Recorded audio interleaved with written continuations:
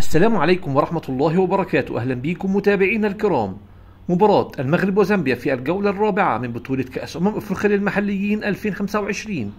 وقبل ما نتعرف على الموعد والتوقيت والقنوات الناقلة، اللهم صل وسلم وبارك على سيدنا محمد. وما تنساش تدعمنا بلايك والاشتراك في القناة ليصلك كل جديد، وتوقع معنا نتيجة المباراة في التعليقات أسفل الفيديو. ويحتل منتخب كينيا المركز الأول في جدول ترتيب المجموعة برصيد 7 نقاط. منتخب أنغولا في المركز الثاني برصيد 4 نقاط. منتخب المغرب في المركز الثالث برصيد 3 نقاط. جمهورية الكونغو في المركز الرابع برصيد 3 نقاط. منتخب زامبيا في المركز الخامس بدون أي نقاط. ويستضيف ملعب نيايو الوطني مباراة المغرب وزامبيا في الجولة الرابعة من بطولة كأس أفريقيا للمحليين.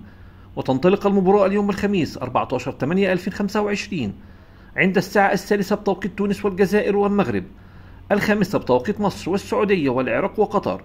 وأما عن القنوات الناقلة لمباراة المغرب وزامبيا، المباراة منقولة على قناة بن سبورت 6 ويعلق عليها جواد بدة.